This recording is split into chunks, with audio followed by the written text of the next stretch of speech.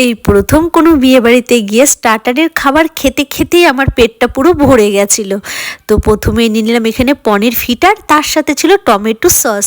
তো চলুন খাওয়া যাক। পনিরটা এত ফ্রেশ ছিল, বেশ ভালো লাগলো। তারপরে চলে গেলাম চিকেন টিক্কা, আর তার সাথে নিয়ে নিলাম গ্রিন চিলি সসটা। দুটোই একসাথে কম্বিনেশন কিন্তু খেতে বেশ ভালো লাগে। আর চিকেনটাও এতটাই ফ্রেশ ছিল, চিকেন টিক্কাটাও কিন্তু খেতে দারুণই লেগেছে আমার কাছে। চলুন এবার পরের কাউন্টারে যাওয়া যাক, যেখানে ছিল ফিশ বেল। আর ফিশ বেলটাও কিন্তু বেশ ভালো করেছিল। ওটার সাথেও নিয়ে নিলাম আমি গ্রিন চিলি সসটা, যেটার কম্বিনেশন খুবই সুন্দর। আর আমি বেশি নিইনি, কিন্তু অল্প করে নিচ্ছি আর খাচ্ছি। এরপরে চলে গেলাম ফুচকা।